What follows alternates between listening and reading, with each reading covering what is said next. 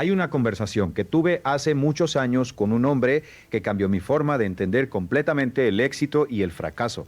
Era un empresario de mediana edad, exitoso en apariencia, con un buen coche, una casa grande y un negocio que funcionaba. Me invitó a cenar después de una de mis conferencias y durante la cena me confesó algo que nunca olvidé. Me dijo: Brian, he logrado todo lo que se supone que debía lograr, pero sigo sintiéndome fuera de control. Sigo posponiendo, sigo sabiendo exactamente lo que tengo que hacer y no haciéndolo. ¿Qué me pasa?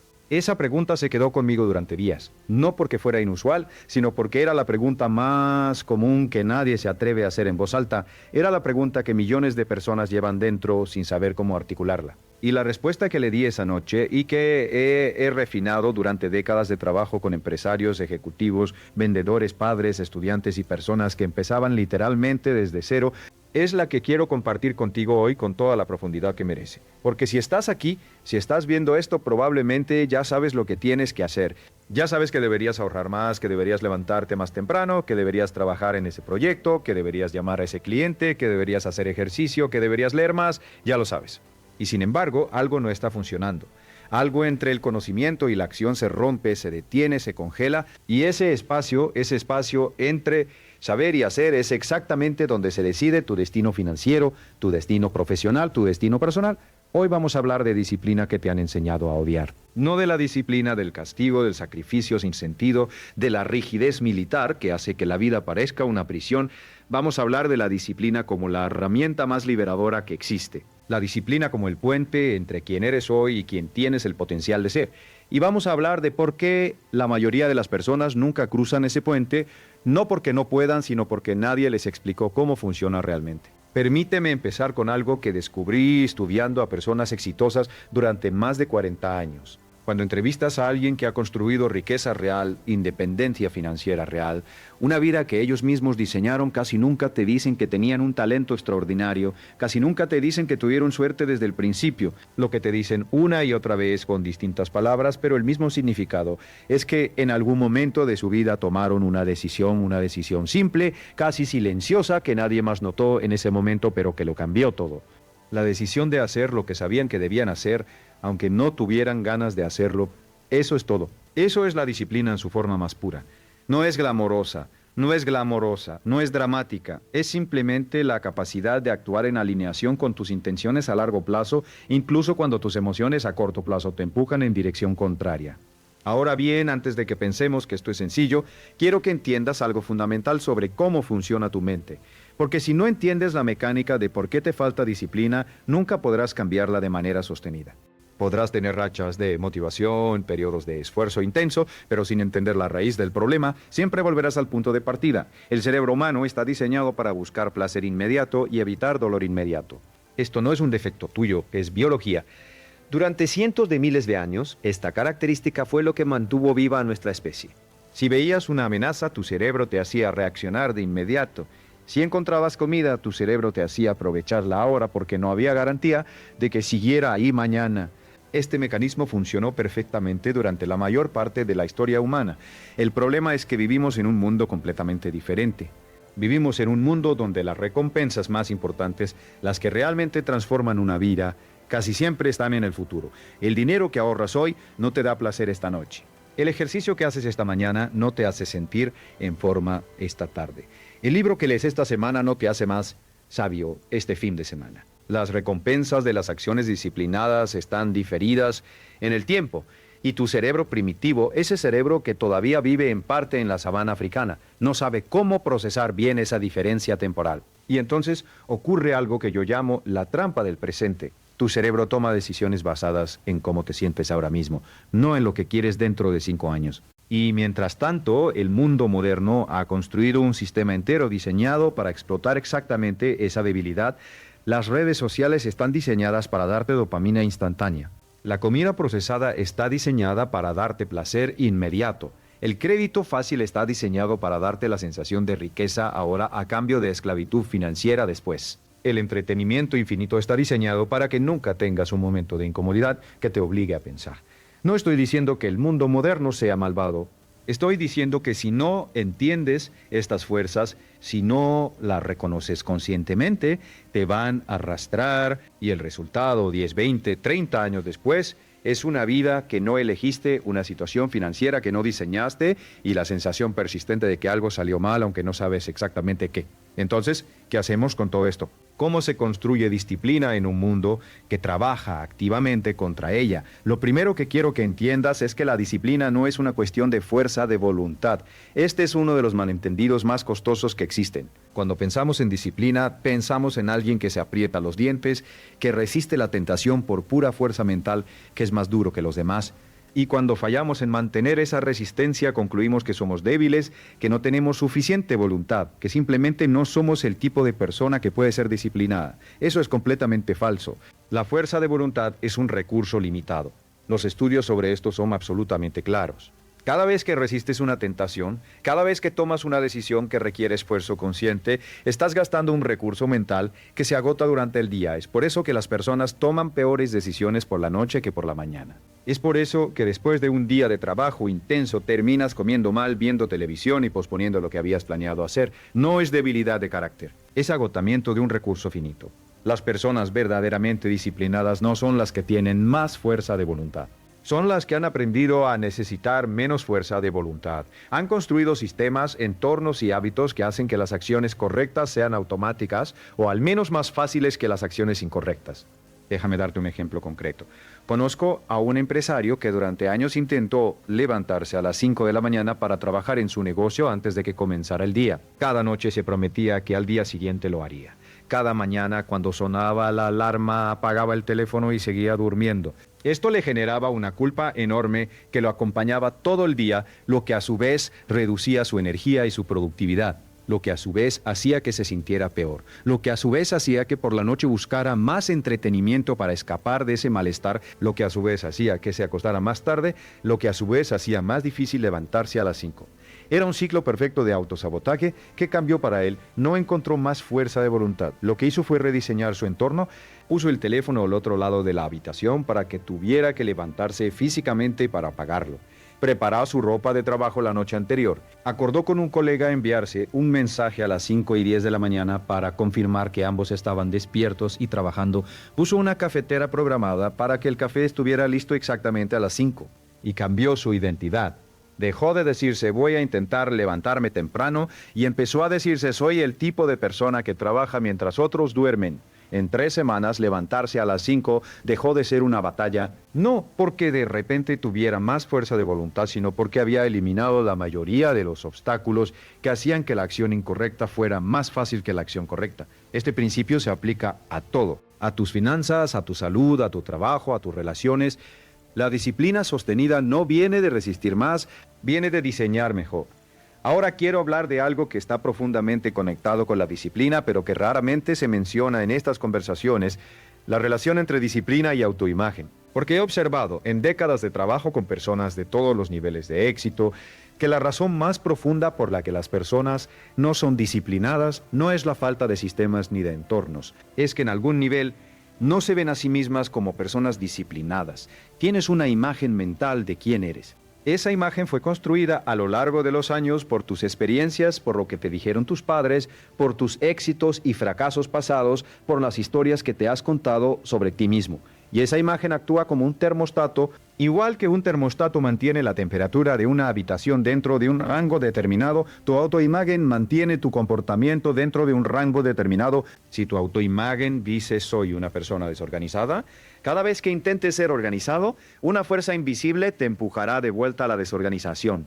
Si tu autoimagen dice, nunca he tenido disciplina con el dinero, cada vez que intentes ahorrar o invertir, algo dentro de ti encontrará una razón para gastar. No porque seas malo o débil, sino porque estás actuando en consistencia con quien crees que eres. Y aquí está la revelación que cambia todo. Puedes cambiar tu autoimagen. No de la noche a la mañana, pero sí de manera deliberada y sistemática. La forma de hacerlo es a través de lo que yo llamo afirmaciones de identidad combinadas con pequeñas victorias acumuladas. Las afirmaciones de identidad son declaraciones sobre quién eres, no sobre lo que quieres. No quiero ser disciplinado, sino soy una persona disciplinada. No quiero ahorrar dinero, sino soy una persona que maneja su dinero con inteligencia. Al principio tu mente protestará. Te dirá que eso no es verdad. Y tendrá razón, todavía no es completamente verdad. Pero el lenguaje que usas para describirte a ti mismo tiene un poder enorme sobre cómo te comportas. Los estudios sobre psicología del comportamiento demuestran repetidamente que cuando las personas adoptan una identidad, tienden a actuar en consistencia con esa identidad. Pero las afirmaciones solas no son suficientes. Necesitan estar respaldadas por pequeñas victorias reales. Cada vez que actúas en consistencia con la persona que quieres ser, aunque sea en algo pequeño, estás depositando un voto en favor de esa nueva identidad. Ahorras 10 euros cuando podrías haberlos gastado. Un voto. Te levantas cuando suena la alarma en lugar de darle al snooze. Un voto. Lees 20 páginas cuando habías planeado leer 20 páginas. Un voto. Ninguno de estos actos cambia tu vida por sí solo. Pero acumulados durante semanas y meses, empiezan a construir evidencia de que eres el tipo de persona que hace lo que dice que va a hacer. Y esa evidencia reescribe tu autoimagen. Esto me lleva a hablar de algo que considero uno de los principios más importantes que he descubierto en mi vida y en mi trabajo. El principio de la consistencia sobre la intensidad. En nuestra cultura estamos obsesionados con la intensidad. Queremos el programa de dieta que nos transforma en 2 semanas. Queremos el curso que nos hace expertos en un fin de semana. Queremos el método de inversión que nos hace ricos en un año. Y cuando no obtenemos esos resultados, concluimos que algo está mal con nosotros o con el método, pero la realidad del éxito sostenido funciona de manera completamente diferente. No funciona por explosiones de intensidad seguidas de periodos de abandono. Funciona por acciones modestas, incluso pequeñas, realizadas con consistencia durante periodos de tiempo suficientemente largos. Permíteme darte una imagen que nunca he olvidado desde que la escuché por primera vez. Si doblas una hoja de papel 50 veces, ¿cuánto crees que mide la pila resultante? La mayoría de las personas dice que unos pocos metros. La realidad es que la pila llegaría casi hasta el Sol, la distancia de la Tierra al Sol. 50 dobleces de una hoja de papel. Esto es el poder del crecimiento compuesto. Y funciona igual para el dinero, para los hábitos, para el conocimiento, para las habilidades y para la disciplina misma. El problema es que los primeros dobleces no impresionan a nadie. Una hoja doblada 2 veces tiene 4 capas. Doblada 10 veces tiene 1024 capas. Doblada 20 veces tiene más de 1.000.000 de capas. Pero visualmente hasta el doblez número 30 o 40 no parece que esté pasando nada extraordinario. Y es exactamente en esa fase donde los resultados todavía no son visibles, pero el proceso ya está funcionando, donde la mayoría de las personas abandona. Esto tiene una implicación enorme para cómo debes pensar sobre tus finanzas. Si tienes 20, 30 o incluso 40 años y empiezas hoy a ahorrar e invertir de manera consistente, aunque sea una cantidad modesta, el tiempo que tienes por delante es uno de los activos más poderosos que existen. No necesitas ser brillante, no necesitas tener un ingreso extraordinario, necesitas consistencia y tiempo. Pero la consistencia requiere disciplina. Y la disciplina, como hemos visto, requiere entender cómo funciona tu mente, diseñar tu entorno y trabajar en tu autoimagen. Todo está conectado. Ahora quiero hablar de algo que en mis años de trabajo he visto destruir más potencial que casi cualquier otra cosa. La relación entre la disciplina y el dolor del crecimiento.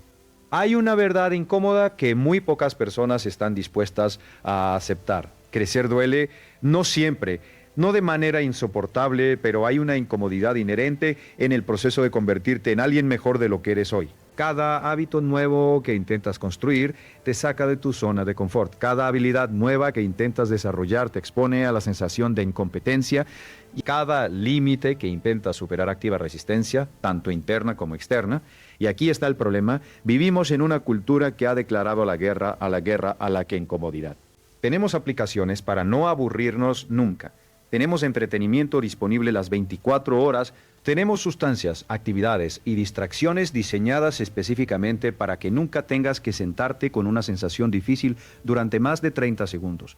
El resultado es que cuando aparece la incomodidad del crecimiento, cuando sientes la resistencia de empezar algo difícil, cuando experimentas el aburrimiento de repetir una acción necesaria por 100ª vez, interpretas esa incomodidad como una señal de que algo está mal, como una señal de que quizás este no es el camino correcto para ti, como una señal de que deberías parar.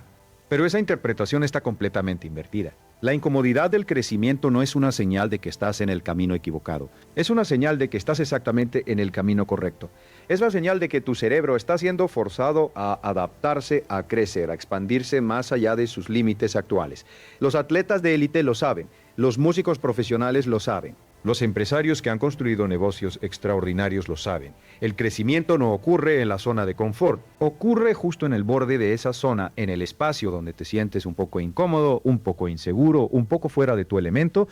Y la disciplina en este contexto es la capacidad de continuar en ese espacio incómodo el tiempo suficiente para que ocurra la transformación. Recuerdo haber hablado con una mujer que había empezado su propio negocio después de décadas trabajando para otros.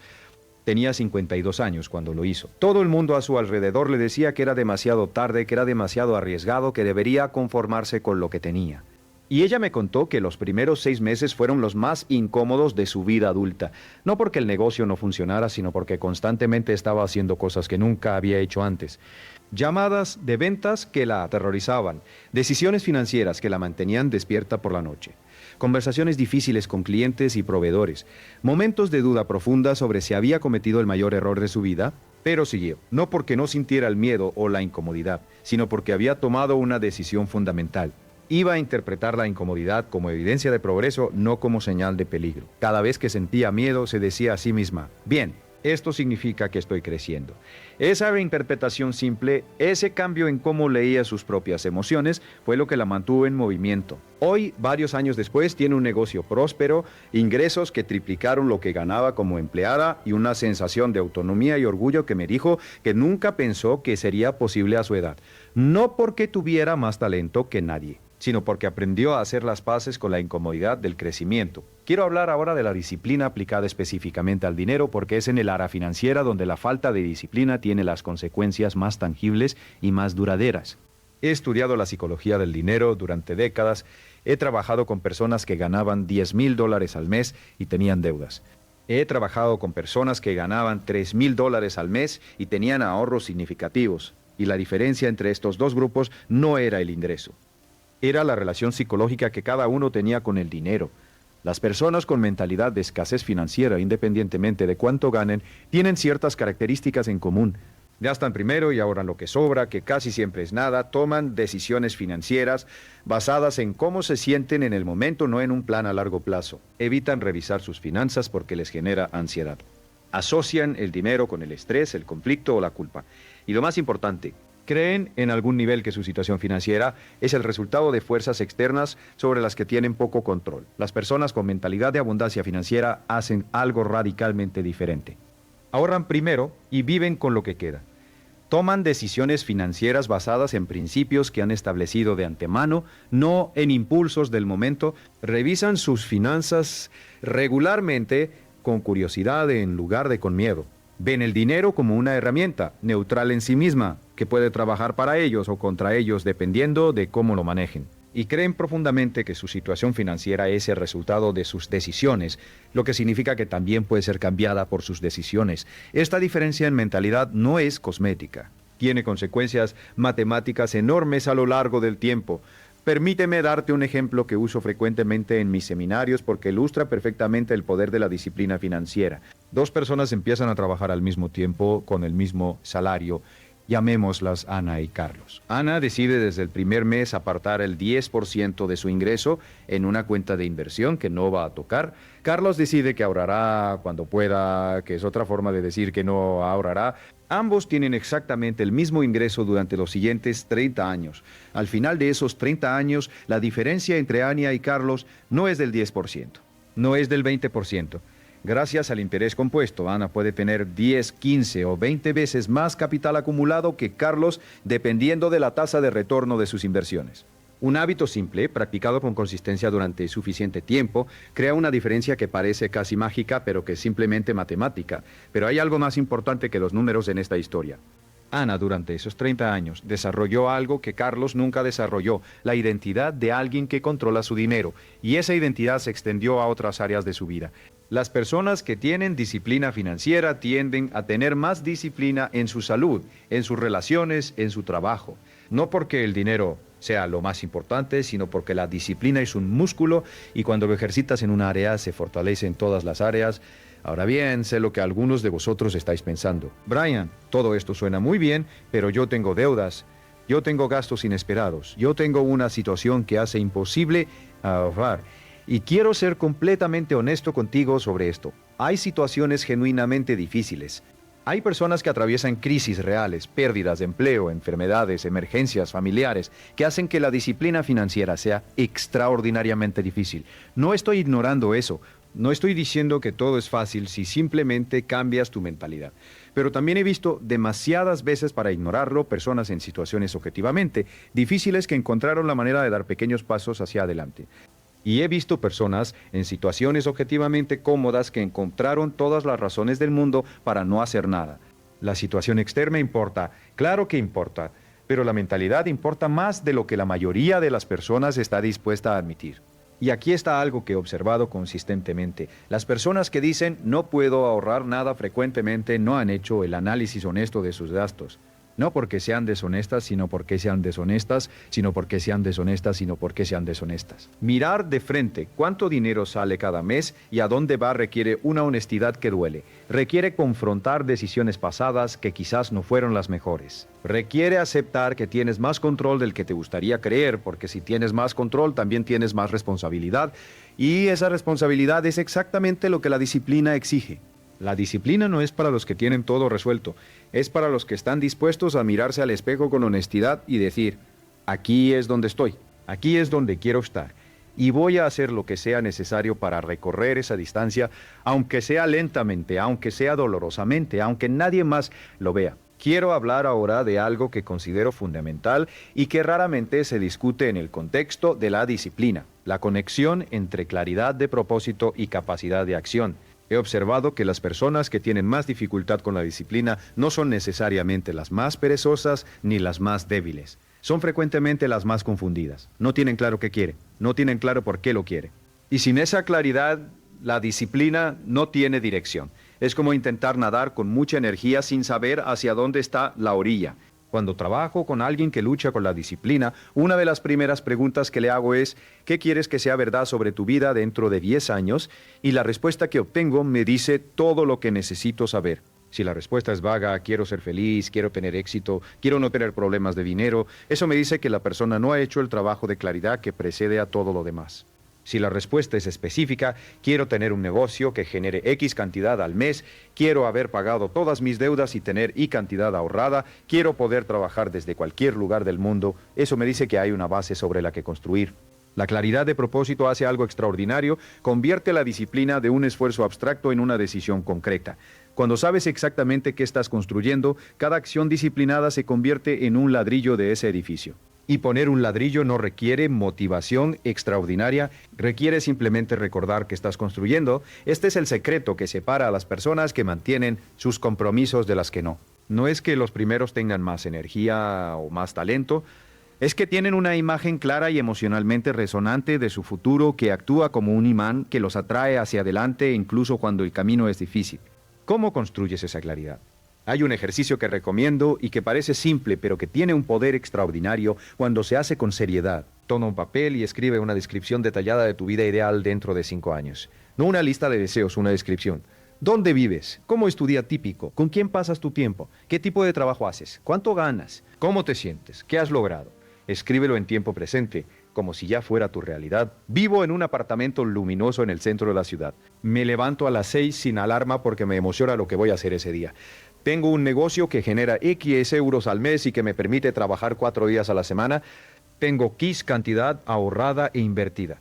Me siento libre, seguro y en control de mi tiempo. Cuando lees esto todos los días, algo empieza a cambiar en tu cerebro. Tu mente subconsciente, que no distingue bien entre lo que es real y lo que es vívido e imaginado, empieza a tratarlo como una realidad que ya existe y que simplemente necesita ser manifestada en el mundo físico. Y empieza a orientar tu atención, tus decisiones y tu energía hacia acciones que son consistentes con esa visión. Esto no es magia, es neurociencia básica.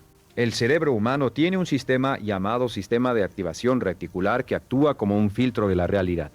De los millones de estímulos que tu cerebro recibe cada segundo, este sistema decide cuáles llegan a tu conciencia. Y lo que determina qué pasa el filtro es, en gran medida, lo que tu cerebro ha sido programado para considerar importante. Cuando tienes una visión clara y específica de tu futuro, estás programando ese filtro. Empiezas a notar oportunidades que antes pasaban invisibles.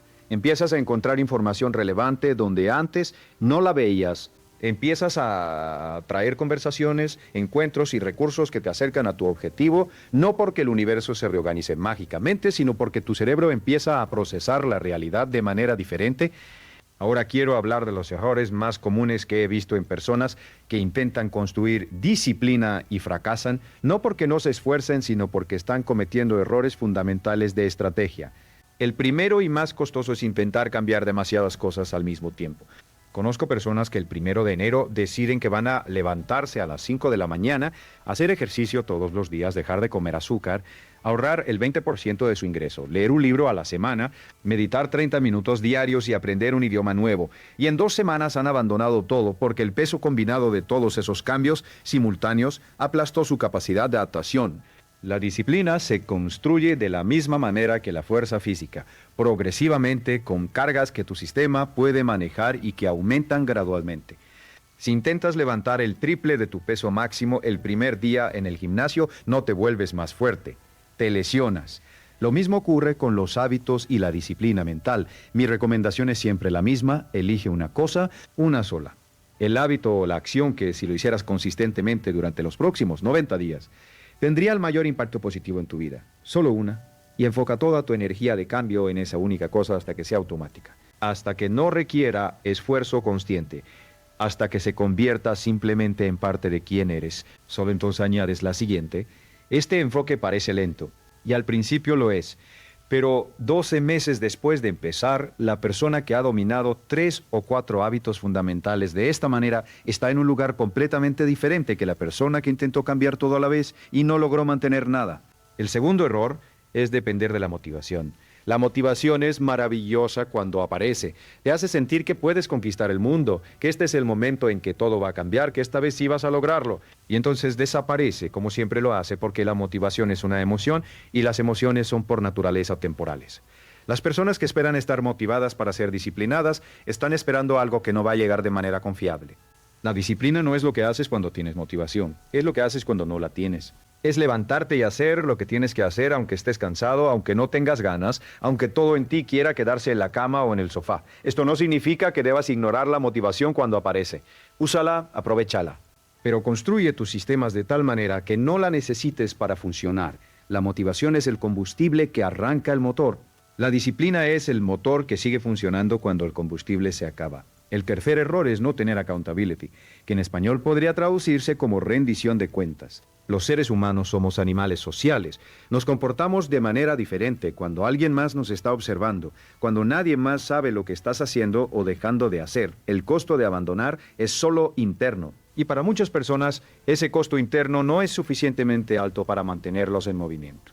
Cuando tienes a alguien, un amigo, un mentor, un compañero de responsabilidad, incluso una comunidad en línea, a quien debes reportar tu progreso, el costo de abandonar se vuelve social.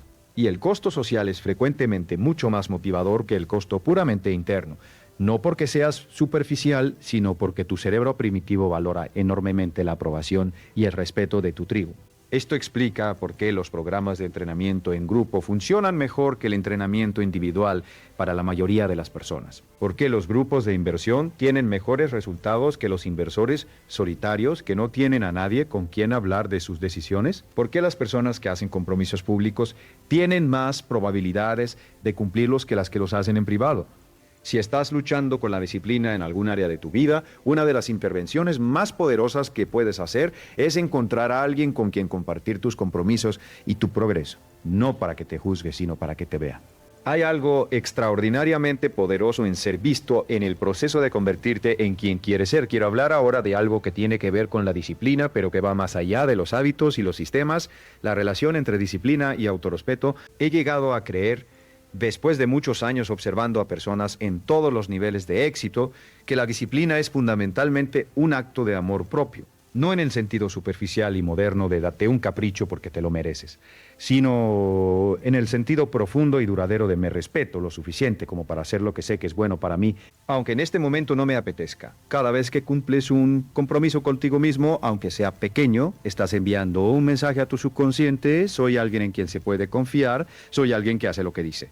Y ese mensaje acumulado a lo largo del tiempo construye una forma de autorrespeto que ninguna cantidad de éxito externo puede reemplazar. Por el contrario, Cada vez que rompes un compromiso contigo mismo, aunque sea pequeño, estás enviando el mensaje opuesto. No se puede confiar en mí. Mis palabras no significan nada. Y ese mensaje acumulado a lo largo del tiempo erosiona tu autoestima de una manera que es difícil de ver desde adentro, pero que tiene consecuencias enormes. Hay personas que se preguntan por qué se sienten mal consigo mismas, a pesar de que objetivamente tienen muchas cosas buenas en su vida. Frecuentemente la respuesta está en este patrón. Han pasado años rompiendo compromisos consigo mismas, diciéndose que van a hacer algo y no haciéndolo, prometiéndose cambios que no ocurren, y aunque conscientemente han racionalizado cada caso individual, el subconsciente ha llevado la cuenta. Y el resultado es una erosión silenciosa de la confianza en uno mismo que se manifiesta como ansiedad, procrastinación, sensación de no merecer el éxito o dificultad para tomar decisiones. La solución no es complicada, aunque tampoco es fácil. Es empezar a hacer lo que dices que vas a hacer. No en las cosas grandes todavía, en las pequeñas. Dite que vas a hacer algo pequeño y hazlo. Dite que vas a hacer algo pequeño y hazlo, una y otra vez. Y con cada cumplimiento, con cada pequeña victoria, estás reconstruyendo la confianza en ti mismo. Estás reescribiendo la historia que te cuenta sobre quién eres. Este proceso tiene un nombre en psicología: integridad personal. Y es, en mi opinión, la base sobre la que se construye todo lo demás. Sin integridad personal, sin la capacidad de confiar en tus propias palabras y compromisos, ningún sistema financiero, ninguna estrategia de productividad, ningún plan de negocios va a funcionar de manera sostenida. Porque el ejecutor de todos esos planes eres tú. Y si no confías en ti mismo, ¿cómo vas a ejecutar? Quiero hablar ahora de algo que puede sonar filosófico, pero que tiene implicaciones muy prácticas: la relación entre disciplina y libertad. Existe una paradoja que muchas personas no logran resolver. La disciplina se siente como una restricción, pero produce libertad.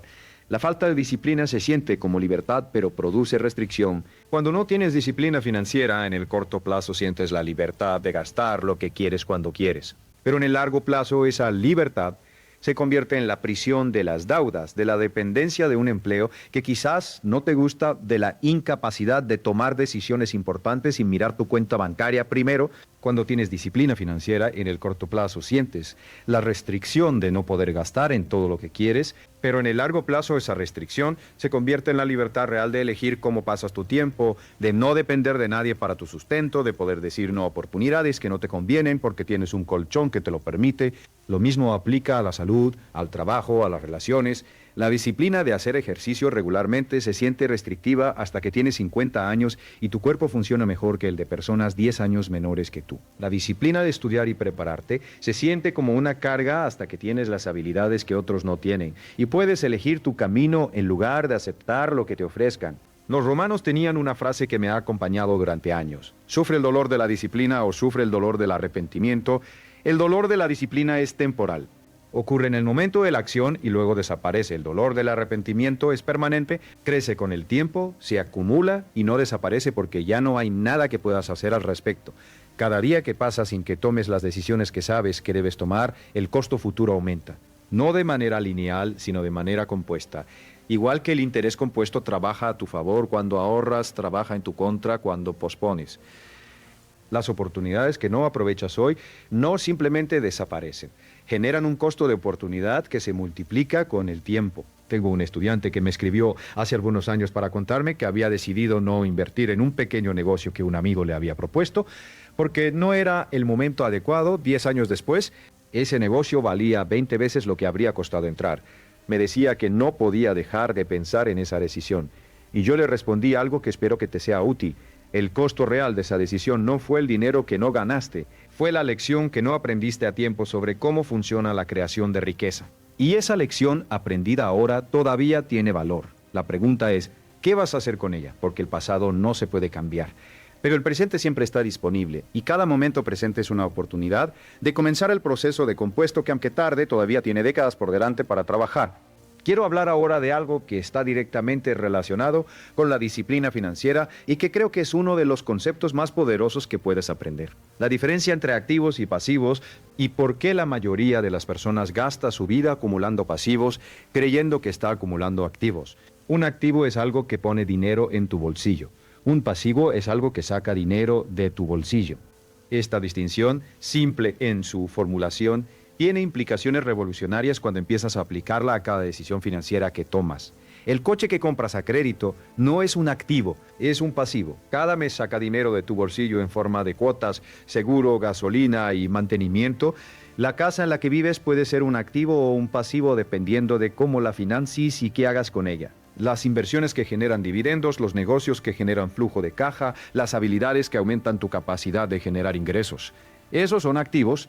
Las personas con mentalidad de riqueza pasan su vida acumulando activos. Las personas con mentalidad promedio pasan su vida acumulando pasivos que parecen activos. Y la diferencia entre estos dos grupos, medida en términos de libertad financiera a los 50 o 60 años, es abismal.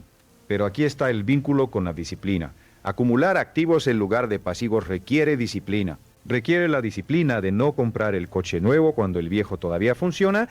Requiere la disciplina de invertir el bono en lugar de gastarlo en vacaciones de lujo. Requiere la disciplina de aprender sobre inversiones en lugar de ver televisión. Requiere la disciplina de pensar en el largo plazo cuando todo a tu alrededor te empuja a pensar en el corto plazo. Y requiere algo más. Requiere la disposición a ser diferente, a no seguir el patrón de consumo de las personas que te rodean, a soportar las preguntas de por qué no te compras un coche mejor o por qué no te vas de vacaciones más lujosas, sin sentirte menos que los demás. Esta presión social es real y no debe subestimarse. Los seres humanos somos profundamente influenciados por las normas de nuestro grupo social. Si todas las personas a tu alrededor gastan el 100% por lo que ganan o más, en consumo visible la presión para hacer lo mismo es enorme. Y resistir esa presión requiere una claridad de propósito y una seguridad interna que solo se construyen con tiempo y trabajo consciente. Hay un concepto que llamo el costo de la comparación. Cuando te comparas con las personas que consumen más que tú, siempre te sentirás insuficiente. Siempre habrá alguien con un coche más nuevo, una casa más grande, unas vacaciones más impresionantes. Y si permites que esas comparaciones guíen tus decisiones financieras, estarás en una carrera que no tiene fin y que no puedes ganar. Pero cuando te comparas con la versión de ti mismo que quieres ser en el futuro, la dinámica cambia completamente. La pregunta ya no es ¿tengo lo mismo que mi vecino? La pregunta es ¿estoy más cerca hoy de la libertad financiera que estaba ayer? Y esa pregunta, respondida honestamente cada día, es el verdadero indicador de si estás ganando o perdiendo en el juego más importante de tu vida. Quiero hablar ahora de algo que pocas personas consideran cuando piensan en la disciplina: el papel del descanso y la recuperación. Existe un error muy común entre las personas que intentan ser más disciplinadas. Confunden disciplina con privación constante. Creen que ser disciplinado significa nunca descansar, nunca disfrutar, nunca permitirse un momento de placer sin culpa. Y ese error, paradójicamente, destruye la disciplina en lugar de construirla. El cuerpo y la mente humanos no están diseñados para el esfuerzo continuo sin recuperación. Los mejores atletas del mundo saben que el descanso no es el opuesto del entrenamiento, es parte del entrenamiento. Es parte del entrenamiento. Es durante el descanso cuando el cuerpo asimila el esfuerzo, repara los tejidos y se vuelve más fuerte. Lo mismo ocurre con la mente. Las personas más productivas y disciplinadas que he conocido no son las que trabajan más horas. Son las que trabajan con más intensidad durante periodos definidos y luego descansan completamente. Tienen rituales de recuperación, sueño de calidad, tiempo en la naturaleza, tiempo con personas queridas, actividades que los nutren sin requerir esfuerzo mental intenso. Y esos rituales de recuperación no son un lujo que se permiten cuando todo lo demás está hecho, son parte fundamental de su sistema de alto rendimiento. Si estás constantemente agotado, si sientes que siempre estás corriendo pero nunca llegando a ningún lado, si la disciplina se siente como una batalla que estás perdiendo, quizás el problema no es que necesites más esfuerzo. Quizás el problema es que necesitas mejor recuperación. La disciplina sostenida es un maratón, no un sprint. Y los maratonistas saben que el ritmo lo es todo. Correr los primeros 10 kilómetros demasiado rápido significa no terminar la carrera. La sabiduría está en encontrar el ritmo que puedes mantener durante la distancia completa, con las pausas de recuperación necesarias para llegar a la meta. Ahora quiero hablar de algo que considero esencial para cualquier conversación seria sobre disciplina y éxito: el papel del entorno humano. Existe una observación que he hecho repetidamente a lo largo de mi carrera y que nunca deja de sorprenderme por su consistencia. Las personas son el promedio de las 5 personas con las que pasan más tiempo. No en términos de ingresos específicos, sino en términos de mentalidad, hitos, ambiciones y comportamientos. Si pasas la mayor parte de tu tiempo con personas que se quejan de su situación pero no hacen nada para cambiarla, esa mentalidad te contagia acá. Si pasas tiempo con personas que constantemente hablan de limitaciones, de por qué las cosas no son posibles, de por qué el sistema está en su contra, esa visión del mundo empieza a filtrar la tuya. Por el contrario, si pasas tiempo con personas que están activamente construyendo algo, que hablan de oportunidades en lugar de obstáculos, que se desafían mutuamente a crecer, que celebran el progreso, aunque sea pequeño, esa energía también te contagia. No estoy diciendo que debas abandonar a tus amigos actuales. Estoy diciendo que debes ser consciente de la influencia que tu entorno social tiene sobre tu mentalidad, tus comportamientos. Y si esa influencia no está alineada con quien quieres ser, debes buscar activamente añadir nuevas influencias que sí lo estén. Esto puede ser a través de libros, de podcasts, de cursos, de comunidades en línea, de mentores, de grupos, de mastermind. El punto es que no puedes crecer más allá de las conversaciones que tienes regularmente, y si todas las conversaciones en tu vida giran alrededor de lo mismo de siempre, es muy difícil que tu pensamiento se expanda más allá de lo mismo de siempre. Uno de los cambios más poderosos que puedes hacer en tu vida es empezar a buscar deliberadamente la compañía de personas que ya están donde tú quieres estar.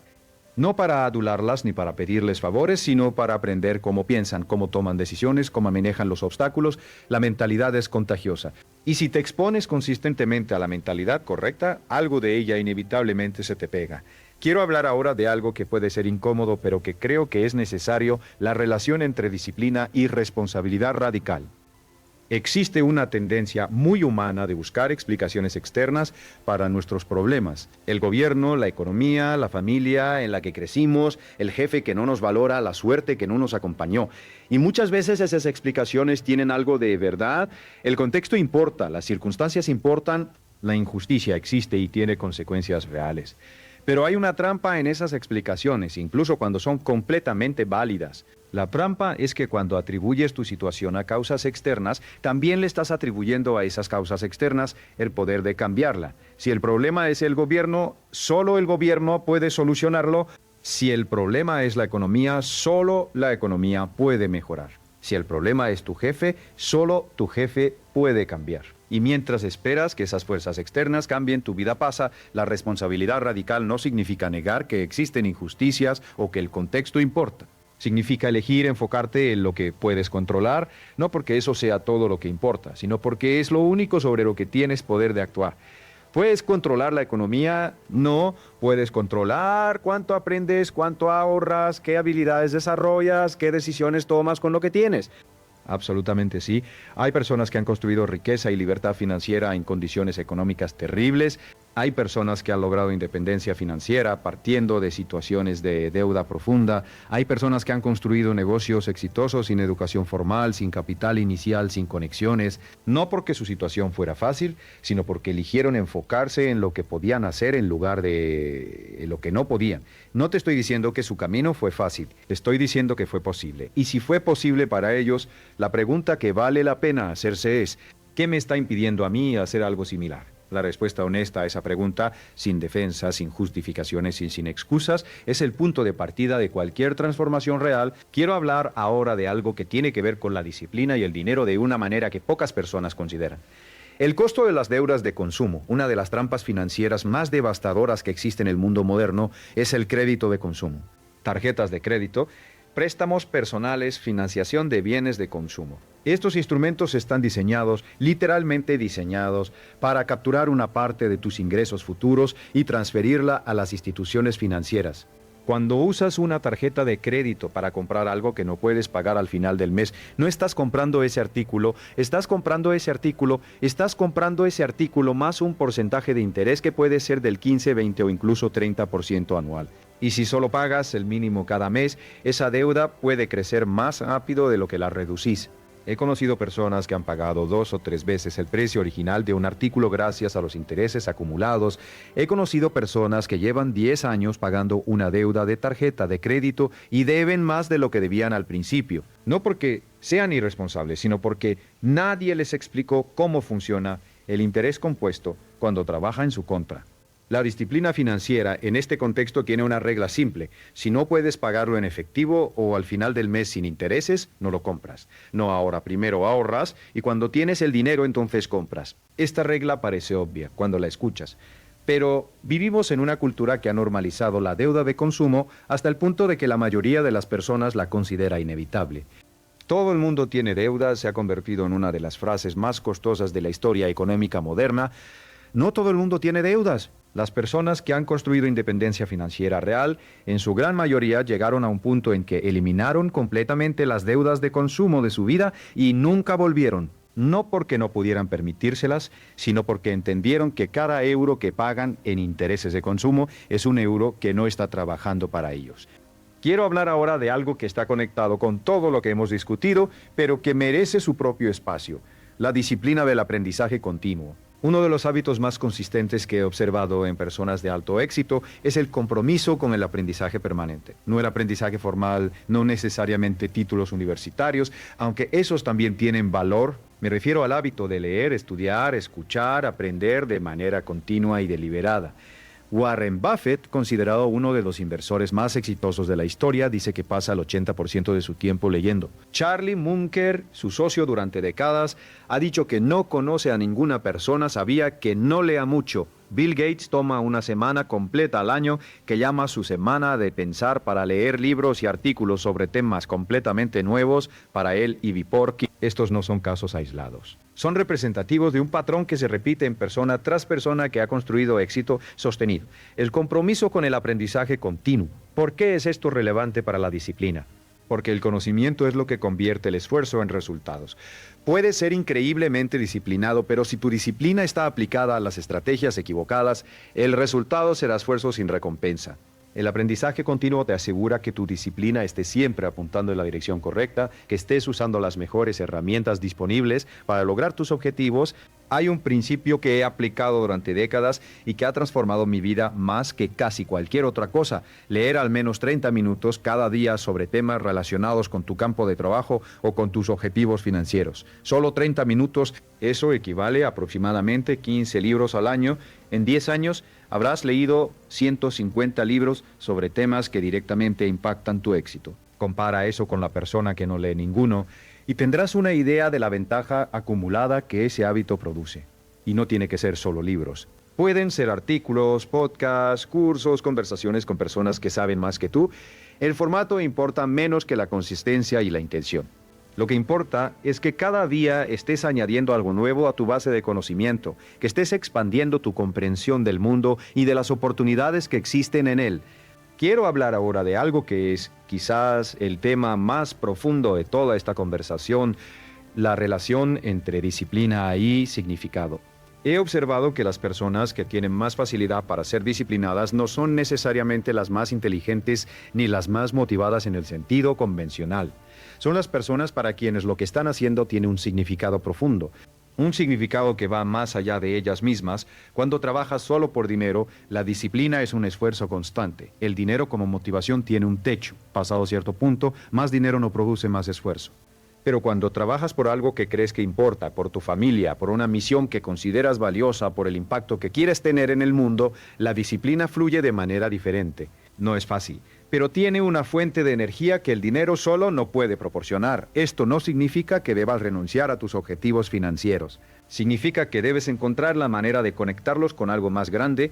¿Por qué quieres independencia financiera?